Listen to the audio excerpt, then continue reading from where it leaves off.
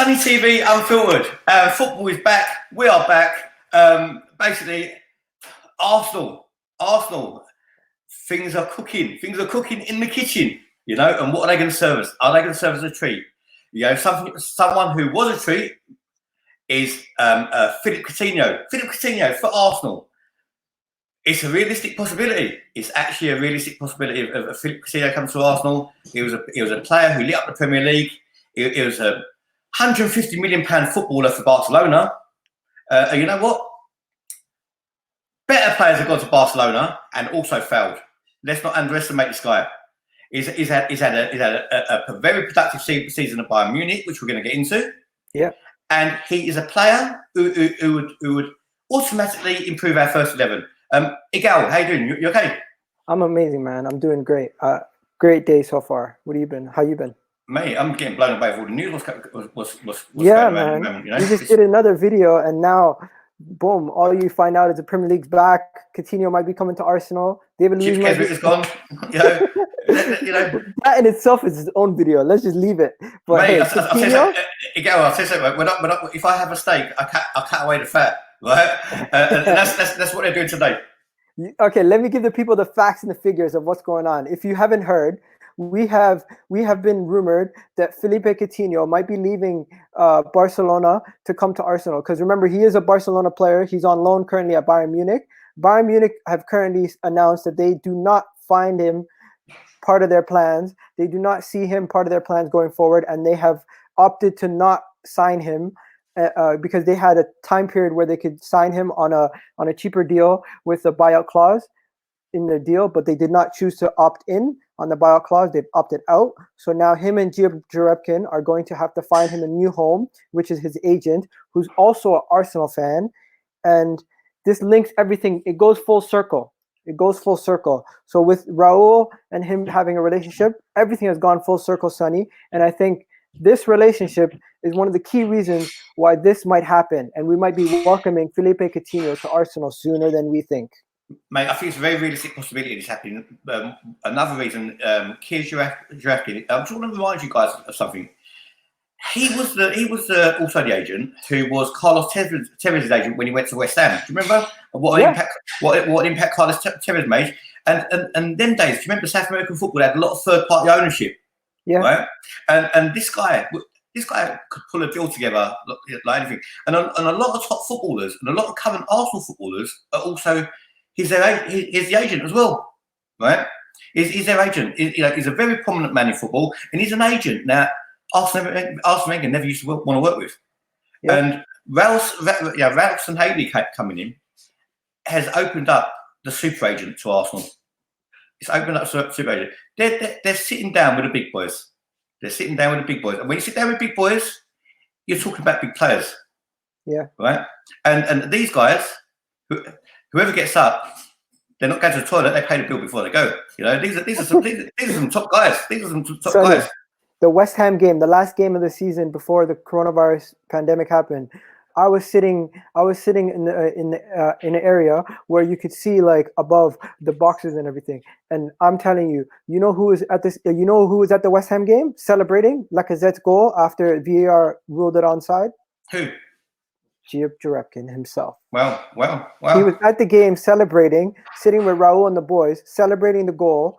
And they were celebrating, as you could see in the background, VAR and everything. And he is also the agent for a Willian, a Coutinho, a Cedric Suarez. And I'm starting to see a trend here, Sonny. Are you seeing the same trend that I'm seeing? Look, they brought in Edu Gaspar as well for a reason, which was the South American market as well. South American players in South American market. Edu was more the younger player, the player who hasn't been noticed yet from the lower leagues in South America, like Martinelli, right? So they're getting in very early, and they've also got the Sinelli, and they've got Jerebkin, who's got very strong links to South American footballers. Yeah, Brazil, Argentina, Uruguay, all of them, Mexico, all of them. The top teams in South America, where you could buy very, very skillful players who are hungry, who fight, but they love the beautiful game. Listen, right? Don't forget, this is how West Ham got Mascherano and Tevez. This is how kept them up. This is how Tevez went to Man United, went to Man City. This is how guys look at Wolves. Wolves have a super agent behind them that built this team at Wolves. If Arsenal can do this with the super agents, we could have a super team with, pardon the pun again, but Sonny, I'm actually for this. If it means getting the Cedric Suarez's, but also getting the Coutinhos, I'm for this.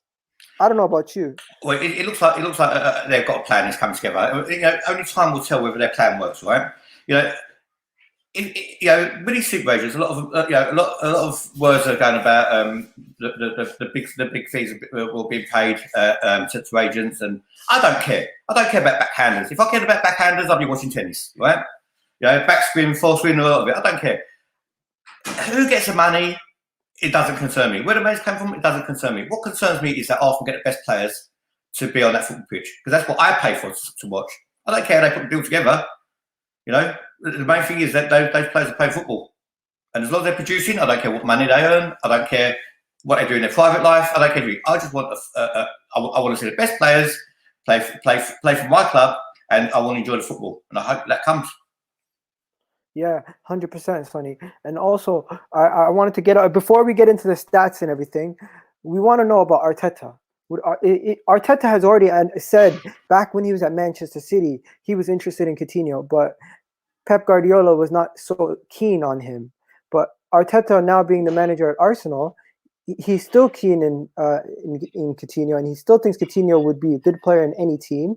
So with Arteta being keen on him in the past and being interested now, how do you think he would use him, Sonny? You know what? These are two people, Arteta and also Coutinho, with a point of proof. They've both got ability. Arteta's got ability. He had it as a coach. He had it as a captain, and now he wants to show his ability as a manager. Arteta's fire is burning, right? And Coutinho, you don't lose class, right? Form is temporary. What they say? Form is temporary. Class is permanent. You do not lose class, right? It's how that class is managed and basically caressed to get it out to football pitch. So I think it's marriage made in heaven. How I see it, that Arsenal will use Coutinho. Coutinho, when he was at Liverpool, he tended to be more as a left winger. We don't need a left winger. We got players like Martinelli. We've got players like Saka. We've got players like Aubameyang. Will he be here? Will he not be here? Who knows? I don't know, right? Okay. But I think we're covered on the left, right? So what I see, give him a free role. I think it's a free role, and I think he'll be fighting. I think he'll be fighting with Ozil. Ozil's days are numbered by the looks of it at Arsenal, right? Okay, let me give you. Go on. Let me give you, before we get into Ozil, Sonny. I know you're eager to get into Ozil. We got stat DNA Sonny today. But I wanted you to talk about this. This is his what do you call it? Heat map. Heat map. What do you think about his heat map and where he would actually contribute? Because we do build up a lot from the left. Well, what I see from the heat map is the more the game goes, the more he sweats. So the heat map seems to get higher and higher. Right? Seriously, you can see that he pulls out. He pulls out to the left-hand side, and you know, he could work across the front line. And you know, he's that guy who not only can he play a ball in, he can beat a player. He's got a trick in him, and he's also got a very, very wicked long distance shot on him as well. He can score a free kick. If we get a Coutinho that was at Liverpool with the right protection around him, I think we can have a devastating team. Can you imagine him combining with a Nicolas Pepe and you know, we've got some good options with a Martinelli, and again, another positive. You know, Coutinho is Brazilian. Martinelli is a young Brazilian with his career in front of him. Coutinho is only 27 as well, so we're having some time coming through his prime. Yeah. And I think them being both Brazilian is only good for Martinelli. 110%, brother. 110%. Obviously, you've then got Pablo Mari, another Brazilian. You know, you've got David Luiz, another Brazilian. We're starting to get that Samba feel at Arsenal. And also, remember, a great manager once said, "You don't have a football team unless you have a Brazilian." So, who actually said that? Who said that? Jose Mourinho. I don't know about great manager, but It's a good quote. It's a good quote. Because remember, he was at Man United. He had no Brazilians. The next year, he tried to bring in Willian. He tried to bring in all these other guys to Man United. But forget about that. I honestly believe, Sonny, looking at this heat map, he's going to help us so much in our build-up, because right now, Ozil's whole job is build up, contribute to goals and assists. One thing about Ozil, he doesn't get goals. He used to get a lot of assists, but you have the stats. Tell me, what can Coutinho bring to the team that Ozil doesn't have? You know, I'll totally change it around. I'll flip it on his head if it was me, if I was the manager, right? What I would actually do, this is what I'll do, right? I think Coutinho could offer a lot more going forward and assisting. For instance, for Bayern Munich, I think he scored. He's scored like 14 goals this season for Bayern Munich. And he's got 8 assists. I think he's got eight assists as well. Coutinho. So he's having a good season. He scores, he can assist as well, right? We're comparing him to Mesut Ozil. Mesut Ozil only got 1 goal for Arsenal, and has he got any assists? He may have 2 or 3. I don't know, right? But this is what I'll do. How I'll compliment both. 2 assists, all calm. 2 assists, exactly, right? How can Ozil and Coutinho play in the same team? I believe they can, and this is how I believe they can, without lacking a bit of skill, right? Because when you say Coutinho and you think of Ozil, you think of fairies, yeah? Right? Yeah. But with fairies, you get dreams, right? So that's another thing. So how I'll do it. Do you remember Ozil? I don't know which World Cup it was, but I think it was going back a couple of World 2010. Cup. I think it was even the one before. Ozil was playing as a deep lying player for Germany. 2010. With 2010. So Ozil now, his game is operated about the simple ball and the movement, yeah? That's Ozil's game at the moment. That's why people do not appreciate Ozil, because what Ozil does is very simple, but it's effective. Hold on. Am I hearing things correctly? You're defending Ozil? Yeah, I am. Yeah, this is I am. The reason I'm doing it is because I think a lot of people miss a trick, right? When you think of if someone says world class player, yeah, they think someone could fly. They think they could do the impossible, right? Yeah. These people are humans. Right, they're human beings. Right, sometimes you can't always get lightning bolts coming at your fingers. You know, that's superhero. That's superheroes. This is football. Okay. You know what Ozil does and what Ozil does well. Let's give him credit for what he does well first. Yeah. Okay. Right. What Ozil does well, he finds space. Right. A good footballer always knows what's around him. That was Dennis Bergkamp. 360 vision, right? Dennis Bergkamp could have walked backwards and he still goes to the same where he wanted to go. He didn't even need to turn around to it. Yeah, that was Bergkamp. Ozil's not in the same league. Ozil's not in the same league, but they've got the same traits. Yeah, like Havertz, another one is another one in that mold, but he's probably even more advanced than both of them at this stage at the moment, right? So what I turn around and say, Mesut Ozil's game for Arsenal, right, is the 5-yard pass. Is the master of the 5-yard pass, right? Which looks easy to a lot of people, right? But it's knowing the right pass. It's like playing snooker when you think about the next 3 shots ahead of you. That's where these guys he separates the good from the very good, right? So Ozil he's got his understanding of space and where that ball needs to go. The problem at Arsenal is, right? Ozil defenders, right? The people who defend Ozil, I'm actually on your side now. The players around him ain't got the same awareness as Ozil has. Oh, right. That's one thing. What it doesn't mean, right, is Ozil was this exceptional superhero that he could pick out an assist from nowhere. It doesn't happen. It doesn't happen. You need to be in the right place. You need to have your teammates doing the right runs, and you need to have the telepathy and the understanding, which Arsenal have not got that. There's no cohesion in Arsenal at all in any department. So that takes away Ozil. Cuts him out of the game. That's 100%. Ozil is also. Let's go on to bad points. The guy doesn't shoot. The guy don't shoot. He's like Spider-Man without a web, right? And this is where you see Philippe Coutinho's stats and Ozil's stats. Coutinho shooting. Look at that, 9 shots to 1. If you 9 goals. 9 goals to 1. Yeah. If you don't shoot, you ain't going to score. Ozil don't shoot, right? Yeah. He don't shoot. This is how I'll play the two, and tell me if you agree, Gal. Right? Okay. I'll play Ozil as a D line in the mold of Granit Xhaka. I'll take away Xhaka. Oh wow! I'll take away Xhaka and I'll put Ozil there. Right? Aren't you scared of that though? No, I'm not. You know why? Why? Because I'll make sure that we can't do it till the end of the season, but I'll have a Thomas Partey around him. To protect him. So wherever they go, they're going together, right? Because don't forget that two they're playing. It's a two-man pivot. It's not a CDM and a deep line. It's a pivot. They're supposed to work off each other. Where one goes, the other one's supposed to go, right? Okay. Ozil's got better awareness with what's around him. Granit Xhaka hasn't taken too long to turn. Matthew Guendouzi hasn't because he ponders on the ball too much. Lucas Torreira, he's that man who tackles, but he hasn't got no awareness on the football.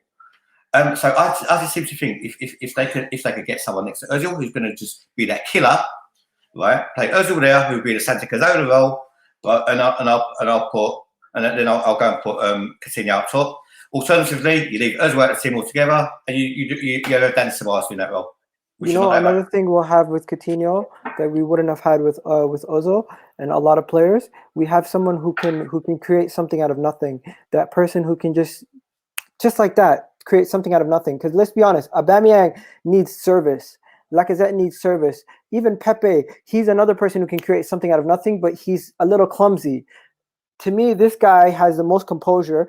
Immediately, he'll be the most threatening piece to our puzzle. And honestly, I think if Coutinho came in, we'd basically be building around him.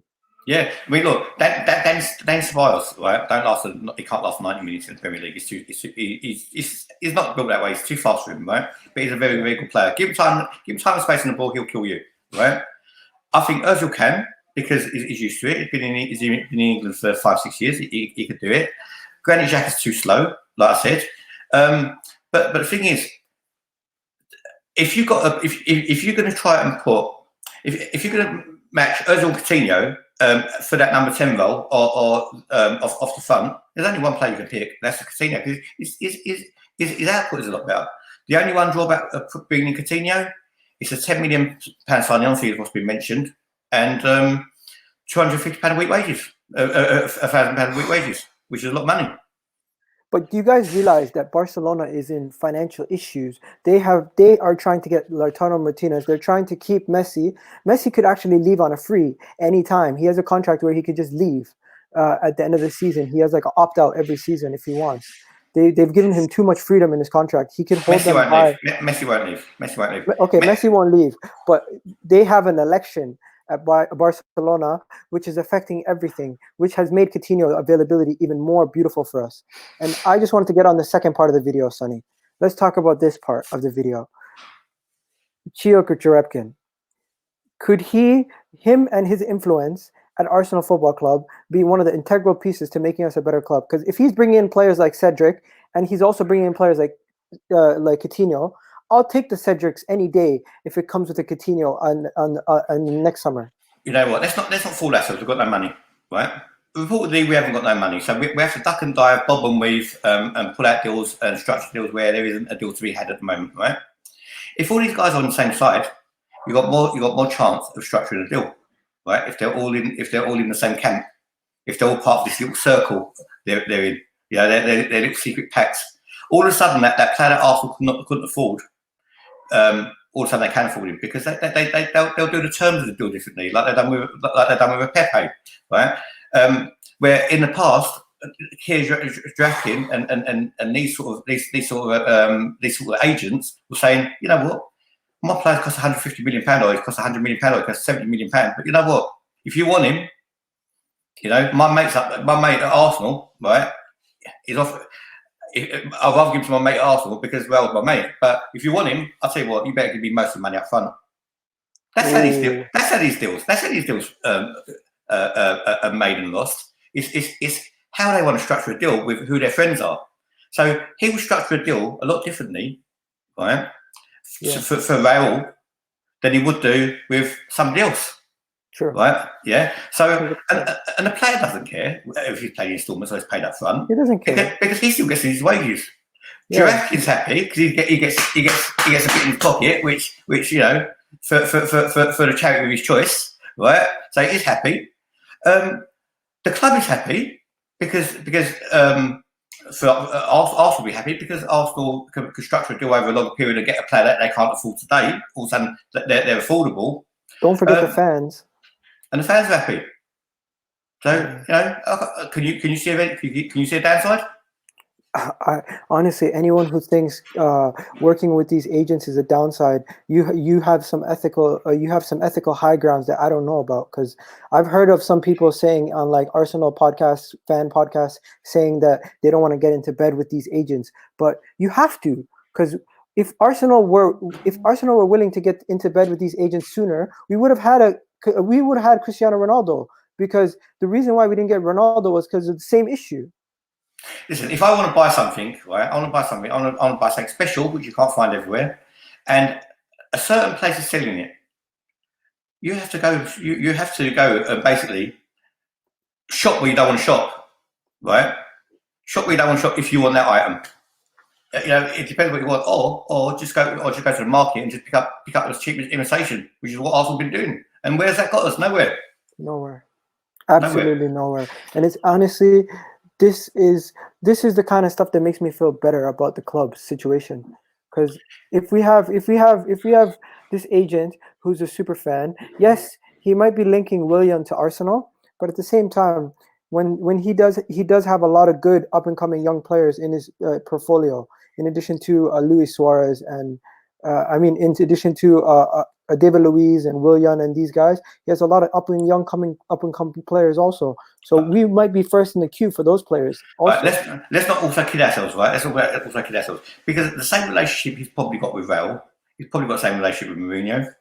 I don't think he'll have it with Solskjaer, because Solskjaer, he's Solskjaer at the end of the day. He would have it with Pep, right? So we may not necessarily get first pickings on every player at the terms that we want. But then Arsenal turn around and say to him, then Raul would be clever, right? Because Raul's a clever guy, he's a bit crafty, Raul. He'll turn around and say, you know what? All right then, Joaquin, whatever your name is, I'll tell you what, we'll take a hit on your player that you can't shift, Cedric Suarez, for instance, right? We'll take a hit on that. We'll look after him for a year. We'll pay him his wages. Yeah, it's free transfer, we'll look after him. We'll burn that, we'll lose it, we'll write it off. Arsenal fans are hoping, you know what, maybe it might come good. It ain't a write-off, right? So I'm just using that as an example, extreme example. Yeah. Because no player's a write-off, right? Yeah, of course, we got it. But I'm using that as an extreme example to get the point across. So Arsenal may on this particular deal take a player which they haven't got first pickings on, but you know what? They might have first pickings on the next one, because that's what they decided. It's about relationships.